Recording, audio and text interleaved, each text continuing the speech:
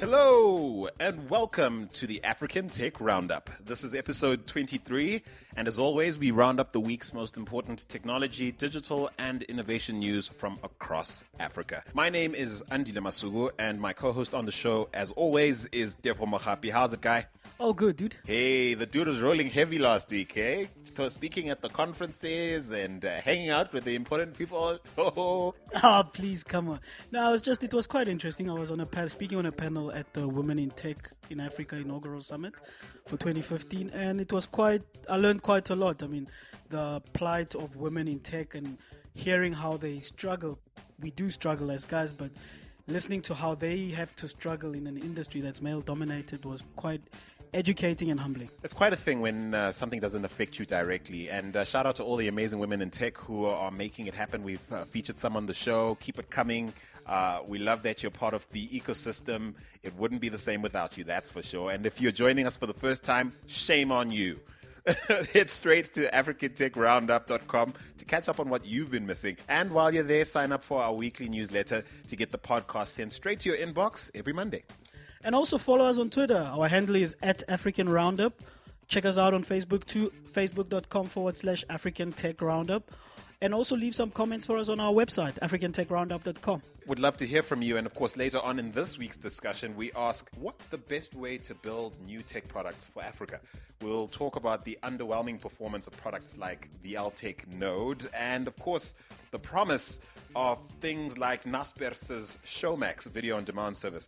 But first, this week's African Tech Roundup is brought to you by Imagination Info Solution. Now, Imagination is an information management and consulting company that helps businesses create reports that are both meaningful and insightful. Reports that actually assist business people make good, solid, data-driven decisions that impact the bottom line. Now, here's Richard Bezadenhout, MD of Imagination Info Solutions, on what you should expect once you give them a seat at your strategy table. The way we deliver our service to you is through a frictionless engagement in which we learn all about you and the problem you are wanting to resolve. Understanding numbers and the data is just as important, but our solutions are not crafted for technical people. They are crafted for business users as an extension of who they are and to answer the question that everyone asks, is this going to help me? We have a high-touch engagement, so you know daily what we are working on, any issues we may uncover, what needs to be done to resolve those issues, and the way the end solution will look like long before the expected delivery date. Most of our projects are done within just weeks, so you don't end up losing that excitement of having something new to work with. Now, if that sounds good to you, visit imagination.co.za to find out what Richard and his team can do for your business and learn firsthand why clients are raving about their information management solutions. Now, today's listener comment comes courtesy of a Kenyan data scientist named Sydney Ochieng, who has tough words for the Consumer Confederation of Kenya. You know, the folks behind the proposed boycott of DSTV in Kenya that we covered last week. Take a listen. COFAC is not a real thing. It's a noisemaker organization. They only seem to take up cases when it can bring them publicity. And there's been rumors of, payouts and bribes, blackmail, that type of thing. But generally, they seem to be more concerned about middle-class problems. Because like you said on the show, DSTV is really, first world type problems. Because the country has much bigger issues with consumer, and you have things like packaging that is misleading, advertising that's misleading, that type of thing. But they only seem to take up cases when it's against a big corporate and it can get them on the news. It doesn't really represent the consumers of Kenya. At least I personally don't feel represented by them. Meanwhile, love the show. Keep it up, guys. Oh, shucks. Thank you, Sydney. Now, if you'd like us to include your audio comment on any of the topics we've covered, you can email us using hello@africantechroundup.com or give us a shout on facebook.com/AfricanTechRoundup or just hit us up on Twitter using the handle at African Roundup, and our team will get right back to you. On to the news. Now we start with a groundbreaking biometrics pilot that Visa has chosen to conduct in South Africa. Interesting that they chose South Africa as a pilot.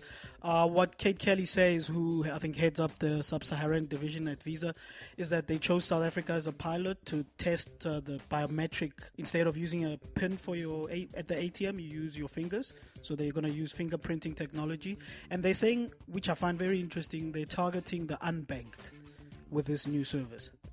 And what I find exciting is that they've chosen South Africa as a testing ground, really, for something that they plan to roll out in the rest of the world.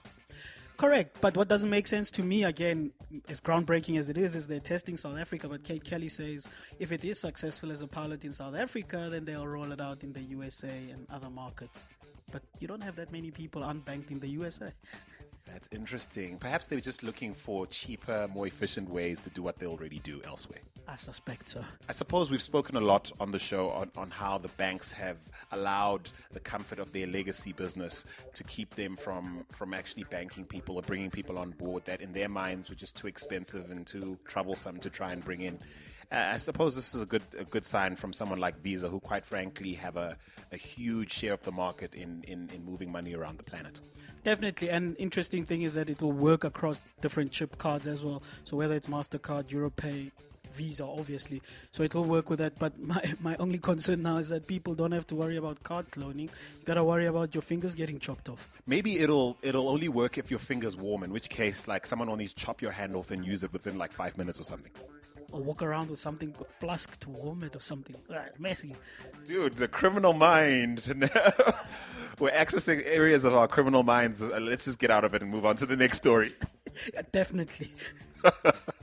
Now, Apple's done something very interesting. They've shut down Hopstop. Now, in case you don't remember, Hopstop is the transit app that Apple bought from a guy called Chinedu Echiruo in 2013 for a whopping $1 billion.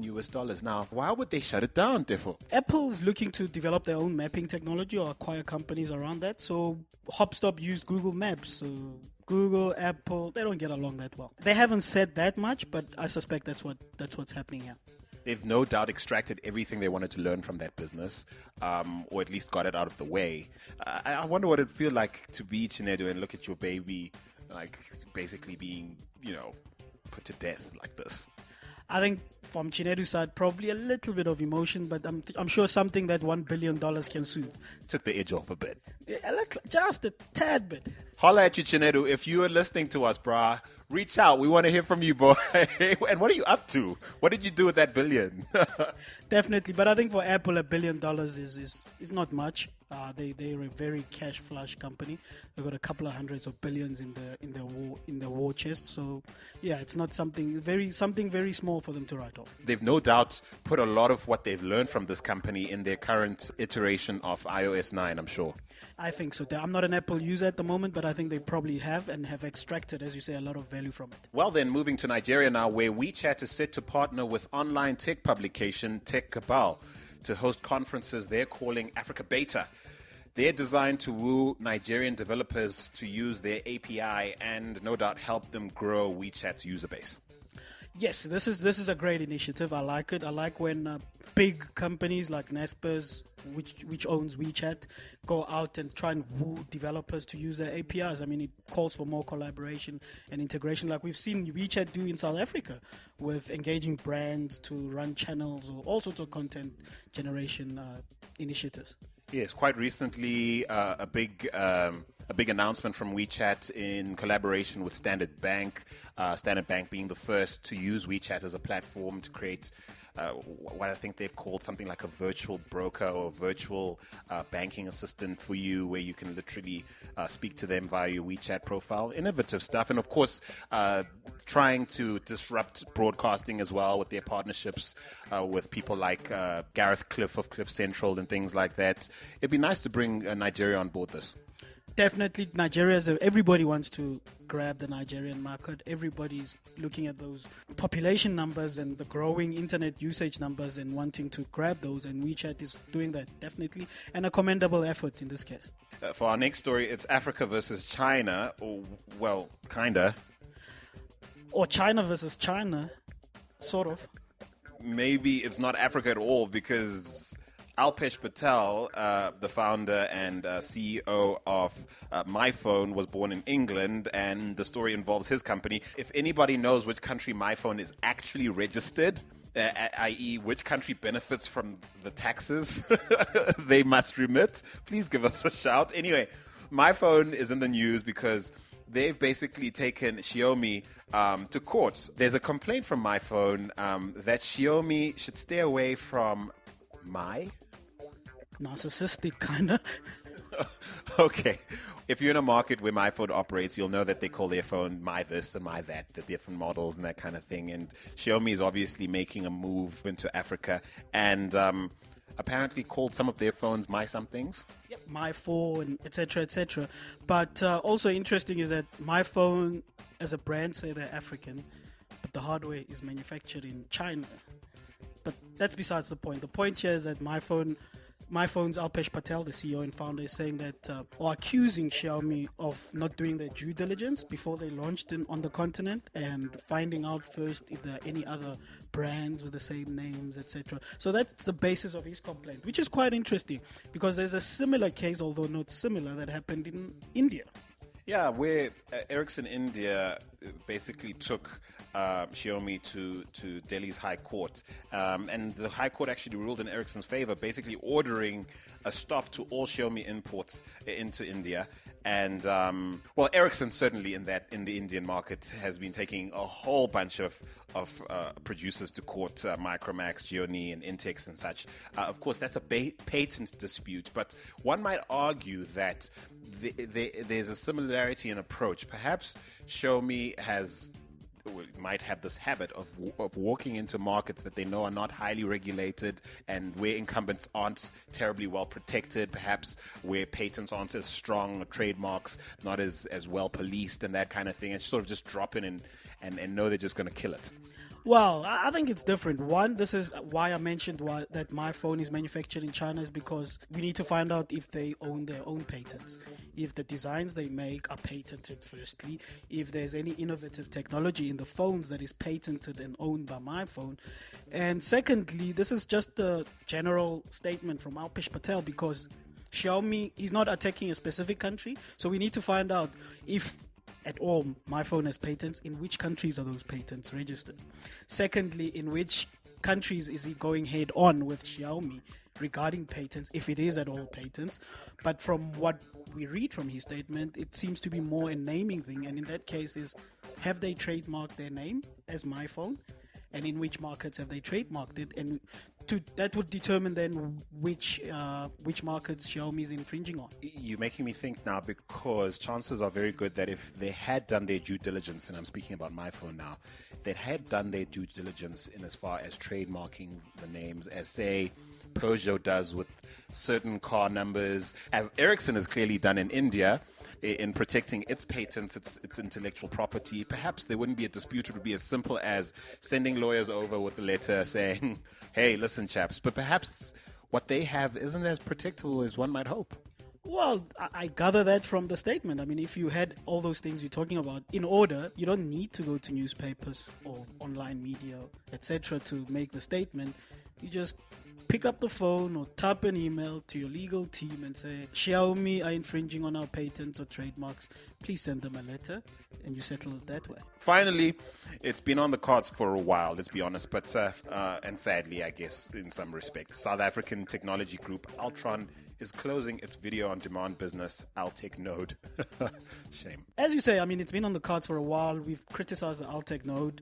One, the hardware was very expensive. Didn't seem to be well thought out in terms of content, etc. And especially with the world moving towards online services. So they were getting into a market, firstly, that was dominated by DSTV's decoders continent-wide. And in some markets on the continent, you had GoTV, Star Times, etc. So they were going into that market with a device which consumers didn't see as an internet-enabled device. All they saw was, another decoder. Yeah, well, I have to give you props for calling that one.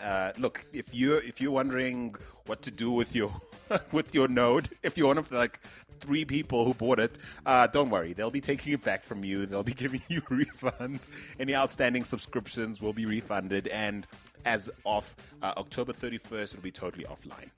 Yeah, I mean, it's sad.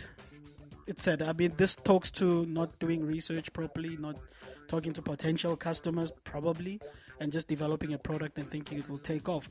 And I also think the timing is quite curious given that Showmax from Naspers has just recently launched. Well, I mean, that's the perfect segue into our discussion where we ask, what is the best way to build new tech products for Africa? You mentioned Showmax, which how can you not think about Showmax? It's all over Twitter. It's all over, well, social media platforms in general. The billboards are everywhere. Let's be honest, it's like 100% clone of Netflix, like any other video on demand service. But the advantage that Naspers and Showmax have is that they already have DSTV. And one would imagine, and I could be wrong because I don't know the exact details, one would imagine that the content deals that they have for DSTV on the multi-choice side would still apply for Showmax. So there's no lengthy process of trying to tie up new content deals for a new company, something that Altech Node would need to go through. So look, I mean, in fairness now to the folks at Altron who clearly thought their node was the best thing since sliced bread. The truth is, I suppose, not every product works, even if it is great, even if it does add value. So what then can we learn comparing these two situations? You've got the Node, which it could be argued was a fairly decent product with some potential, and then you've got Showmax, which is clearly not an innovation in any respect, actually, not an innovation in any respect, but seems to like just hit that. It just seems to scratch the perfect itch in a sense, you know. So, what can we learn in terms of how to build the perfect product for an African market?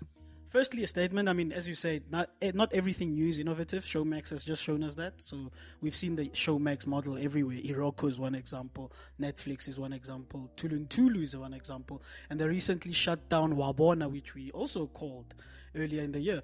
But what's interesting is that in terms of what's the best way to build, I think Showmax is showing it.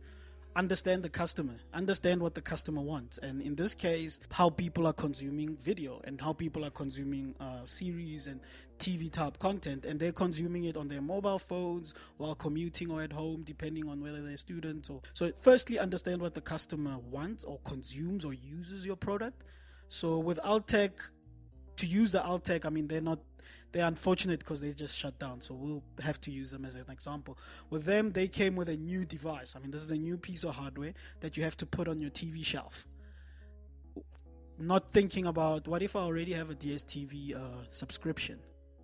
What if that's not how I consume content? Maybe I don't consume content like that. What if it doesn't go with my decor? Exactly. What if I don't have a DSL line at home? Because you needed an internet connection for the Altech Node. What if I want to watch something when I'm not at home? Mobile? Anybody?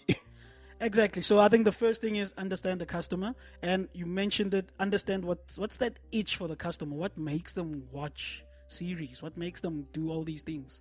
What makes them consume all this content? So what's that customer problem that the customer is looking for in content? Yeah, and you know, if you listen on the show long enough, you'll know that we on the show have a huge pet peeve for companies that just seem to take the African market for granted, just walk in here and think they're just going to do what they like. And in fairness to other folks at Altech, they've been here a while. They've been successful, certainly run a lot of successful business in the technology space. But it's quite humbling to see how even people who've been here a while, or in any market for that matter, can get it wrong. Yeah, I think for Altech, it's not a case of not having been on the continent. It's being on the continent or being in South Africa and taking it for granted that you know the market. And again, not wanting, I think it's a corporate, when you grow too big and become a corporate or an enterprise and you think, oh, we know the market, we already know, we've done similar things before, we can rely on some research done by somebody else, but not really targeted at our target customers. And you just build, sitting in your own labs without consulting much customers. And it's not just a technology ecosystem problem. It's certainly, we've seen it recently, even in South Africa, with the Platinum Group going under. Amazing, well, in some respects, iconic retail clothing brands attached to this group suffering because clearly, in terms of strategy and understanding the market they're operating in, a market they've been in for a very long time, clearly not making use of the advantage of being homegrown. Definitely. And I think the other thing is something we touched on last week is growth versus profit. With Altech Node, again, they heavily invested in this hardware, which didn't make sense at all. That why do you need to have a piece of hardware to watch content when people are consuming it differently? So as I said, that speaks to not understanding the customer, but also it's the corporate mentality of we're going to build something, we're going to ship it out there, and we're going to make money as quickly as possible, and we're going to charge the most amount up front to justify R&D going forward, instead of chasing growth. And they could have done that if they understood the customer. This also makes me think of a diversity debate we've often had on the show, and perhaps there are corporates within technology that are thinking, why the heck should we have millennials in our boardroom? Or who needs women? Heck, we're doing just fine as Afrikaans gentlemen in this boardroom. Who needs people of color, to join our strategy team? Perhaps it's in lessons, very tough lessons, very expensive lessons like we're learning now, the benefits of diversity, and certainly where you draw inspiration from as someone who's responsible for strategy. I'm sure this lends to that debate, I'm sure. Definitely. I mean, I'm happy you mentioned that, because just last week I was watching 2 videos by the same guy showing how not being diverse affects the products you ship. And there's a very simple product. It's tech in terms of it's taps in high-end hotels. You know those taps, those fancy taps, you just wave your hands under them and the soap comes out, and you wave your other hand and the water comes out. Vacation, homie, vacation. Guess what? The dude is a black guy, black American guy. He's not dark, and he's waving the palm of his hand. Soap doesn't come out. He waves the other hand. Soap or water doesn't come out. Then he calls his colleague, and they're chuckling on the video, which we'll tweet out on our Twitter handle, at this, because they were at a tech conference at this hotel, and he thought it was funny. Then he calls his white colleague, or should I say European descent, but I'll say white. Caucasian. Let's be politically correct. Whatever. So he calls his white friend in. He waves, just puts his hand under. Soap comes out. He puts his other hand under, water comes out. Then he thought, maybe this tap is buggy. So now, because they saw that, they go to other hotels with the same brand taps. Guess what? Same thing. They don't bring out water for black hands. Racist taps, I tell you. But here's the thing. That means in the R&D department, there's no diversity in that team in building those products, because even in the testing or the quality of QA, what we call QA, quality assurance, there are no black people. They didn't test on black customers. And you won't think of that unless you have a diverse team. And I think this also is Apple. Another big company that suffered this was Apple recently with the iPhone, with the Apple Watch, where the Apple Watch wasn't picking heartbeats from black skin. Well, I suppose, look, I mean, there's so much anecdotal evidence for this, though. The Altech Node being the latest of which we're not quite sure fits the bill entirely, because we don't know why they've decided to discontinue it. Would be fun if we could hear from someone who knew exactly why they decided to pull the switch on that project. But certainly, this is just the start of a conversation. Perhaps you have your thoughts on what it takes to build great tech products and what should go into it, and what companies, big and small, startups and incumbents alike, should be thinking about in terms of building the best tech products specifically for Africa. We'd love to hear your thoughts. Give us a shout on Facebook. It's facebook.com/African Tech Roundup, or hit us up on Twitter using the handle @African Roundup. You know the hashtag ATRU. Let's keep this conversation going, folks. Once again, this week's African Tech Roundup is brought to you by Imagination Info Solutions. They help businesses create reports that are meaningful and insightful. Reports that actually assist business people make good, solid, data-driven decisions that impact their bottom lines. To find out what Imagination can do for your business, visit imagination.co.za. That's the letter E-magination.co.za. And discover why clients are raving about their information management solutions. We're totally stoked and still raving that you stuck around all the way to the end. And thank you so much for joining us. You know where it's at. Same time, same station next week. Otherwise, until next week, it's cheers from me, Andile Masugu. Cheers, guys. From Tefo Mohapi. Take it easy.